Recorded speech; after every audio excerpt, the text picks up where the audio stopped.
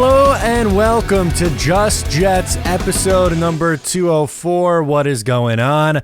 I am Matt O'Leary, going to be hanging out with you on another lovely edition of this program we call Just Jets.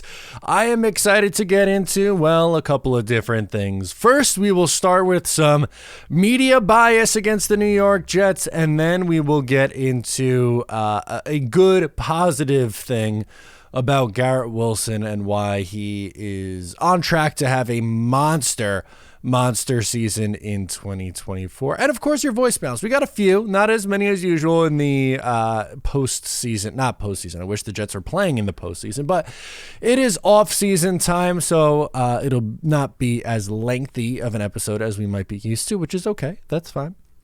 But let's hop into it. What do I mean by the media bias, and why do I think that's something worth talking about for the New York Jets? I have really one main thing to discuss when talking about the media bias. It has to do with a story that came out regarding the other New York local. The New York Giants had a bombshell report come out yesterday on Monday. Well, I guess by the time you're listening to this, a couple of days ago on Monday, and there was some initial reaction, right? Like there was this initial push, I guess, from those in the New York market and from Giant fans, but not nearly the same pushback or not nearly the same reaction that you would get if this was a New York Jets story. In fact, just a couple weeks ago, the Jets were in the news because of their quarterback, Aaron Rodgers, and obviously things are, very different. I'm not saying one is better or worse than the other, but it's just so interesting to see how both of these teams in New York are covered. And in case you were living under a rock or in case you missed it, here was the story with the New York Giants, and it's pretty damning. So you might have seen the fallout between Brian Daboll and Wink Martindale, the defensive coordinator, over the last couple of weeks. That was a big story.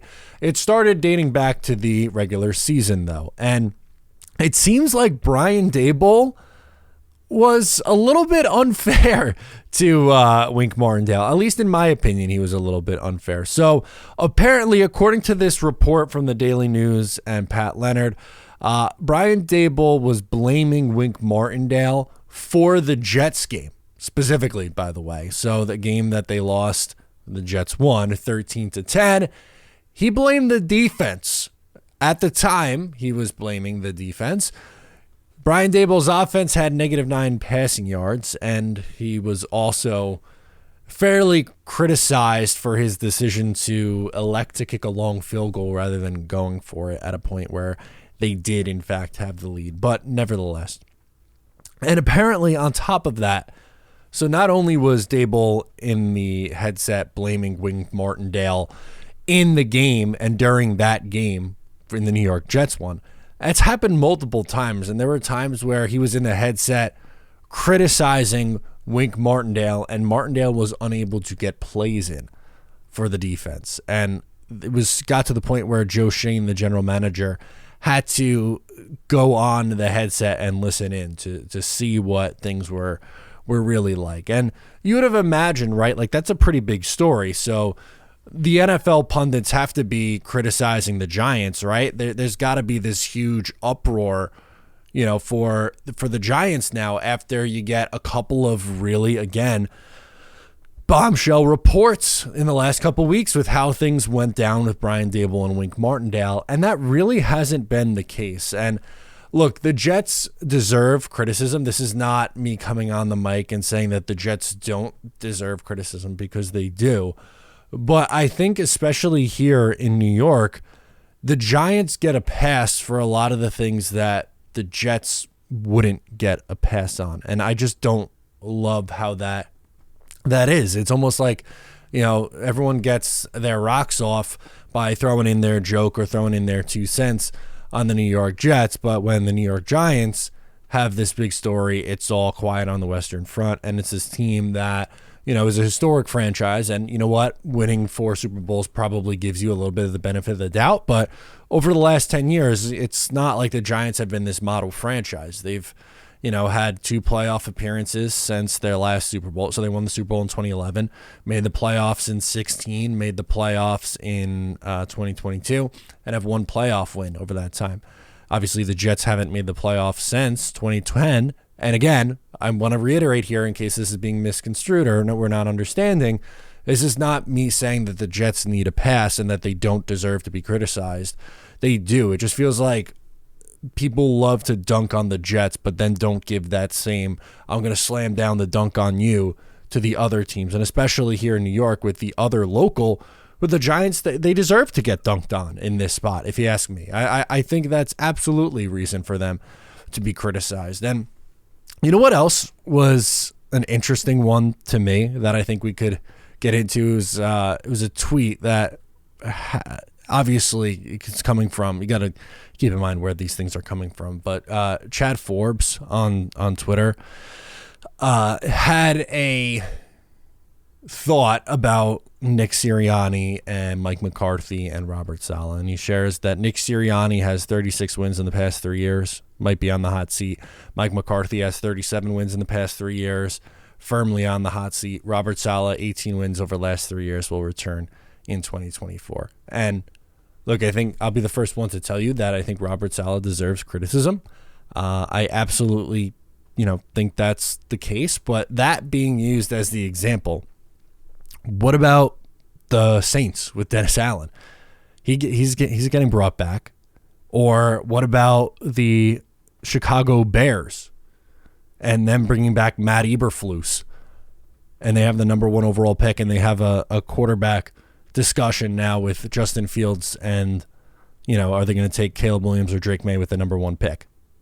No. No, that's not going to be the example used. Instead, you got to use the New York Jets. And sometimes I think it's a bias against who the quarterback is. A lot of people don't like Aaron Rodgers, and that's been a big story for the last few weeks here is some things that Aaron Rodgers has said. And it's just, I wish that the Jets would get the same level of coverage that these other teams do. Or actually, no, strike that. More so, I wish other teams would get the same the coverage that the Jets do. Because I do think that it's fair to criticize a team that's been bad over the last 13 years and has had some bad things happen to them. But if what happened specifically with the New York Giants and theirs with Brian Daboll, like if Robert Saleh was yelling at his offensive coordinator, Nathaniel Hackett, in the headset and blaming him for losses, that would be the first story every single, it would be front page news. It would be the lead story on all the ESPN shows. And it just feels like, some teams get a pass for not being good and other teams don't. And the Jets don't get that pass. I'm not saying that they necessarily deserve a pass, but I would just like the coverage to remain consistent. And I don't think that's really asking too much. Honestly, I really don't. The second thing that I wanted to get into today is an interesting quote from Seth Walder, who is of ESPN, actually. And this is more on the analytics side of things. He does, data and analytics for ESPN.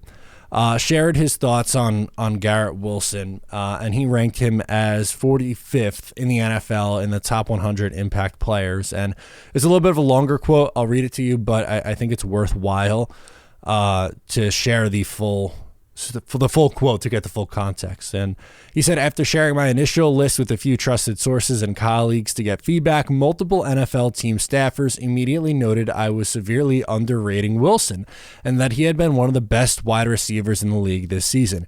It's just that his play was shrouded by the misery that was the Jets offense. When I looked closer, we had quantitative evidence to back up what they were seeing too. Wilson ranked 6th in open score, with the open score of 83. The most important of the 3 receiving tracking metrics. If a receiver does his job and gets open, that's value, even if Zach Wilson or Tim Boyle doesn't throw him the football. And that goes back to something that I talked about at the end of last year going into this year, and something that I'm going to talk about a ton this offseason going into 2024. But it's that Garrett Wilson with legitimate quarterback play is going to be a superstar. For the second season in a row, he has put up over 1,000 yards with Tim Boyle, Zach Wilson, and Trevor Siemian starting games. This is a guy who had 1,100 yards as a rookie in his first season with Zach Wilson, Chris Streveler, Joe Flacco, and Mike White throwing him the ball. He's had 7 different quarterbacks throw passes his way, and he still is a perennial 1,000-yard guy. With an Aaron Rodgers, with just insert whoever in your mind is league average quarterback play into the lineup, Garrett Wilson's going to be a 1,500-yard receiver, double-digit touchdown guy. It's absolutely insane to me that Garrett Wilson only has, 7 touchdowns in his career? He had 4 last year. He has 3 this year. That's a joke. That should not be the case. This should be someone who is getting in the end zone a significant amount of time over the season. Like I said, double digits. And I think with Aaron Rodgers, you saw that they had a connection early on in the one preseason game he played. The Jets go right down the field, and guess what? Aaron Rodgers hits Garrett Wilson for a touchdown, beautiful throw on a fade against the Giants, and then they go off. And when in week 1, Aaron Rodgers gets hurt, what does he say to Garrett Wilson? He's like, sorry, kid. Because he knew what was coming down the line. He knew that it was going to be Zach Wilson again, and that, there was such high expectations for this team. Rodgers is coming in here, and there's this, mindset of they have to win football games now, and they never got to see that through to fruition in 2023 because Aaron Rodgers' season ended 4 plays into it. And instead, Garrett Wilson had to deal with Zach, Tim Boyle, or Trevor Siemian throwing him a pass this season. So what could Garrett Wilson be with a legit quarterback? I think he could be a top 5 receiver in football. I absolutely do. I don't think that's hyperbolic. I've said this before. I think that I'm pretty level-headed when it comes to the Jets.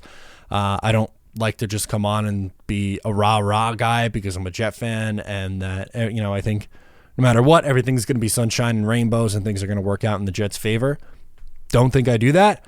But in this specific instance with Garrett Wilson, I don't know how you could watch him play every week and watch what he's done with the worst quarterback room in the NFL and not think that he's going to be an absolute superstar when they get legitimate talent in here. I can't wait for that. I think it's going to be an absolute pleasure to watch Garrett Wilson with hopefully a healthy Aaron Rodgers for 17 games. How about that? Can both those guys stay healthy for a full season? I think we've earned that. I think we've absolutely earned that as Jet fans with the amount of injuries that the Jets have suffered over the last however many years you want to call it. It was, oh goodness gracious. All right, let's close out with your voicemails. We will start with Max calling in from New Jersey. He wants to talk about the NFL draft and Brendan Rice.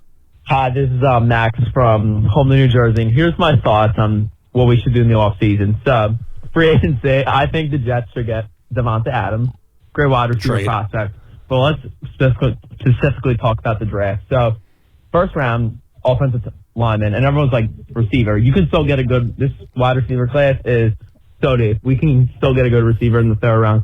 A receiver prospect I really like is a day 3, day 4 pick. A lot of fans don't talk about him. Brendan Rice, receiver out of USA. And I was watching highlights, and everyone's like, oh my God, Caleb Williams carried Brendan Rice. I'm like, Brendan Rice is good. I'm like, he was never got a lot of playing time in Colorado. And the reason why I want Brendan Rice, it's not because his father's Jerry Rice, because he has good hands, good route runner.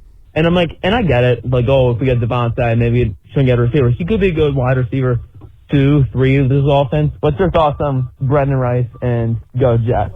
Yeah, I mean, I hope like 50% of Jerry Rice's talent has rubbed off on him. But something we've seen a lot in the playoffs this year is teams get a lot out of day 2 and day 3 wide receivers, and unfortunately, Joe Douglas hasn't really been able to do that. You thought, hey, Denzel Mims in the second round in 2020, hand up. I liked the pick. I liked the player. I thought he was someone who was going to go in the late first round. He ends up falling to the Jets. They move back and get him at what? They originally had pick 48, and then I think they moved back like 6 spots. It was like 54-ish, roughly. And they take him. I was pumped. Didn't work out. Elijah Moore used the second-round pick on him. Had some flashes as a rookie. Second year, asked for a trade during a winning streak. Gets traded away. Was okay in Cleveland this year. But moral of the story, he's not on your football team and not helping you, in year 3 after being drafted. So there's just been too many misses, and it goes back even before Joe Douglas. I mean, Mike McCagnon was the king of it. Darius Stewart and Chad Hansen in the 3rd or 4th round, nothing out of it. Stephen Hill in the 2nd round, zippo in 2012. Devin Smith in the 2nd round, nothing. They got to start hitting on some of these mid-round guys, and Brandon Rice is an interesting one. They would have to trade for Davante Adams, so I'm not opposed to doing that. I think that's something that would be in play for this year. It depends on what pick you have to give up in order to do that, right? I don't think it's costing you a first-round pick this year. It may cost you your 3rd, so I don't know if you're taking Brandon Rice in that spot. I think, maybe it's someone a little bit later. You have a 4th-round pick. Could he make it to the 4th round? Who knows? Maybe a guy like Roman Wilson from Michigan. That's a name that's probably going to be there in the 3rd or 4th round. Maybe it's a guy like that, but they would probably be coming in to be a 3rd or 4th receiver. Garrett Wilson and Davante Adams would be your 1 and 2. Allen Lazard is going to be here, and you hope bounces back as a 3 or 4 option, and then you have Xavier Gibson, Jason Brownlee, but you need one more guy, and that one more guy I think you should look to find at some point during the 2024 NFL Draft. And depending on the route you go, probably not in the 1st round. I think if you had to put a likelihood on what the Jets do in the 1st round, it'll probably be offensive line, although the next call we're going to get into a different option that the Jets could do. But I am very curious to see how Joe Douglas goes about trying to fix this unit, because the wide receiver room is a problem. Yes, the offensive line is not good. And it seems like anytime I talk about another position on offense other than the offensive line, it's, they got to fix the offensive line. I'm like, I agree. 100%. I agree with you. They need at minimum 2 new starters, probably 3. I say 3 because I don't want to bring Laken Tomlinson back, but you need multiple new offensive line starters. Yes, that is absolutely a priority. But you also need to add a wide receiver 2 and more wide receiver depth beyond that. Let's go to Caden Smith, calling from upstate New York, who wants to talk about a different route the Jets could go in the 1st round. Hey, Matt, this is Kane Smith calling from upstate New York. What's up, man? Hope you're doing well in this new year. But trying to call and give some of my current thoughts on the draft situation. It's definitely a tough one for the Jets because we have so many great options of what we can do. I mean, we'd love to be higher because, then you'd really be in the range for one of the top tackles, but it is what it is, and we're not. So I just wanted to kind of give my thoughts really hard. There's the main 3 positions I want are either tackle, wide receiver, and then Brock Bowers. And I think I honestly speak for most Jets fans in at least staying off in the tackle and wide receiver. Bowers is a little bit more split on, but to be honest, I might be talking myself in to Brock Bowers in a way. I was listening to Talking Jets with you and Ryan and Greenbean, and I think you brought it up about Brock Bowers just isn't a tight end. He is a do-it-all player. He's almost like a hybrid receiver tackle, if you could have that. He's a tight end that runs and moves and catches like a receiver, yet has the nastiness to block edge defenders. It's he's a maniac. And it's who wouldn't want that on their team? It's sure, do we need a number 1 wide receiver? Absolutely. But it's I feel like Brock Bowers, let me say that. We don't need a number 1 receiver. We got Garrett. We need a number 2 guy to go with him to draw the attention off of Garrett. But I feel like Brock Bowers could be that guy. If you just flex him out wide, he could be just the guy that goes down and makes the plays and takes some of the pressure off Garrett Wilson because he's Bowers is so hard to cover. I might be talking myself into that, but looking at how Joe Douglas sees us, I don't see him looking at that with like that his eyes are set on that. Like, I feel like they're happy with Conklin and Rucker as the tight end room, which is fine. Like, it's a good tight end room, but Brock Bowers is just more than tight end. And if I had to guess, I'd say Alt and Fashanu are gone by that pick. And for me, I specifically want Alt. I'm not big on Ola Fashanu. He is a great pass blocker, but he needs a lot more NFL play strength. And for the Jets, a team that likes to start off by running the ball to set up play action in the pass game, I don't feel like he would work well in our scheme. So right now, for me, it's really the debate between Talise Fuaga at number 10, such a great mauler in the run game, Brock Bowers, and then depending on how our offseason goes and if we can get some lineman free agency, Romo Dunze would definitely be on my board. Height, weight, speed freak. He's just so good. One of my other draft crushes. So just wanted to kind of call in, give my thoughts, and really just hopefully we can get someone on the draft and in free agency that can help this team get to the promised land. All right, man. Matt, thanks for taking my call. Talk to you later. Absolutely. Thank you so much for checking in with us. And I think you bring up an interesting point about Brock Bowers. And we'll get into the other stuff too. But you talked a lot about Brock, and I think for good reason. And on the show, Ryan was really the one who brought him up and talked about him and, in a way, wants the Jets to take him. Now, I will admit, I'm not going to be the guy who is banging the drum and saying they absolutely have to take Brock Bowers. To be honest with you, my preference is probably offensive tackle. Even if Alter or Fashanu aren't there, I like Talise Fuaga a lot. JC Latham scares me slightly, but I really do like Fuaga. I think he's more than a capable player to be taken 10th overall. But if Brock Bowers was the selection by the Jets, I'm not going to be ranting and raving on the live stream. Like every year, myself, Ryan, and Greenbean, we go live for all 3 days of the NFL draft. We've been doing it since 2020. This is going to be year 5 this upcoming year, which is nuts for that. Oh my God.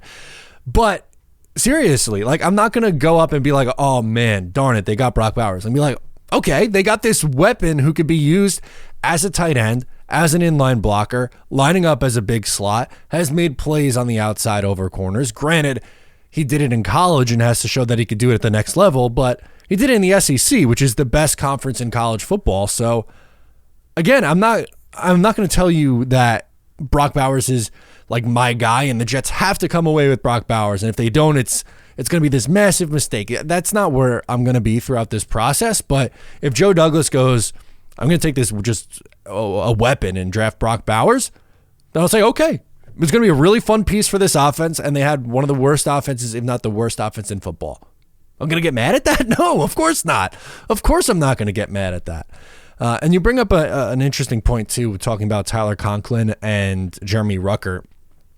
I think with Aaron Rodgers, assuming, let's say for a second they don't take Brock Bowers and that they're going to go into next year with Conklin and Rucker as their number 1 and number 2 tight end, I think Conklin would have a big year with Aaron Rodgers. And big, not like 1,000 yards big, but he put up pretty legit production. He didn't get in the end zone, but can he not be, I don't know, a 700-yard receiving guy and like 5 touchdowns with Aaron Rodgers next year? I think so. And that's not to say that Tyler Conklin is going to have a better NFL career than Brock Bowers. I don't necessarily know if I'm going to buy that, but the Jets, I think, theoretically could get by with those two as the 1 and 2. And I do like some of the other names you mentioned on the offensive line. Joe Alt is the dream. He's not going to make it. Oli Fashanu may fall. And then you get into the names at the wide receiver spot like Roma Dunze, who might end up going before the Jets are on the clock. But we're going to have a better idea what their draft plan is, I think, in March when free agency begins. I know that's a long way away, and it's frustrating and it's a little annoying that we got to wait that long again after this past offseason. Going into the 2023 season, everyone was all amped up after the offseason, but it's going to be a little bit of a waiting game because right now we have no idea. What if they go out and pay big money to bring in an offensive tackle? Then they're probably not going to spend their first round pick on that position. That opens things up a little bit more. So while I agree as of right this second, I would say the Jets are most likely to go offensive tackle in round 1. It's a wait and see game. Let's close out with Constantine, who is a little bit nervous about going into the 2024 season. Okay, Constantine, let's hear it. Hey, Matty, Constantine from PA. What's up, man? First and foremost, I want to back you up on something. 110%, the Jets need to do whatever they need to do, move heaven and earth to keep Bryce Huff. You don't get that kind of edge rusher that has that many sacks falling out of trees. So they definitely need to sign him and sign him long term. At the minimum, franchise him so that way you don't lose him. But here's what I got to say, man. You got to help me out. You really got to help me out with this. How is it, okay, that Jordan Love and the Green Bay Packers just absolutely went into Dallas and just beat the living shit out of the Cowboys? I mean, the score does not tell the story. Not even close. Now, here's what I'm nervous about. Wasn't Aaron Rodgers the quarterback at Green Bay at some point? And now you got Jordan Love in the playoffs with the youngest team in the NFL. We got Aaron Rodgers at 40 coming off a Achilles tear, and I'm really nervous. I don't know if you agree with me or not, but I'm really nervous.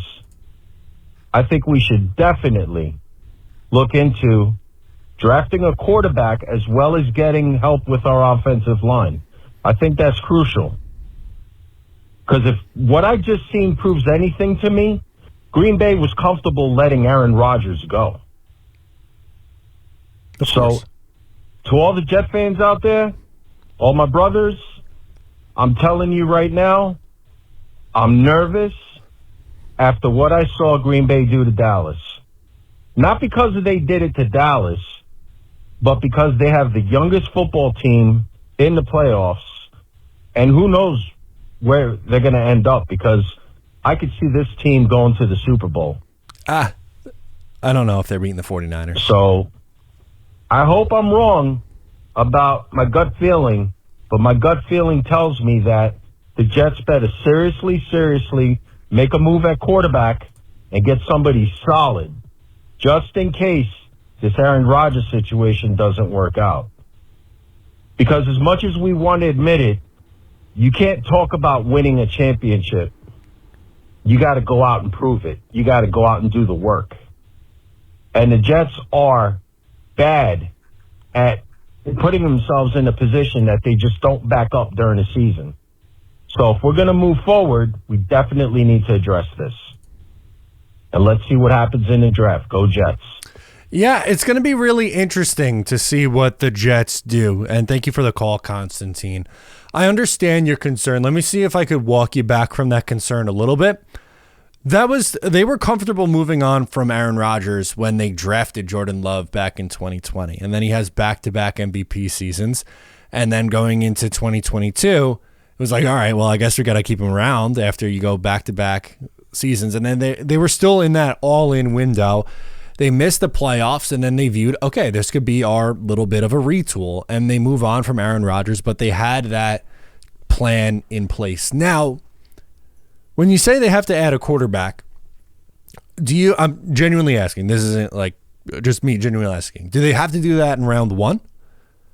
Because I don't think they could afford to do that personally because of their needs across the rest of the roster. I do think that they need to continue to add more weapons on the offense because you had the worst offense in the NFL. I don't think anyone's debating that the Jets weren't the worst offense in the league last year.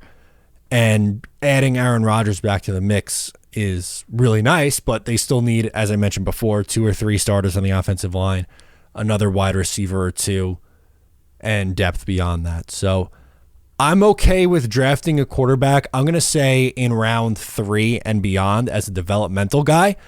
I don't necessarily think that I'm team draft a quarterback in the first round.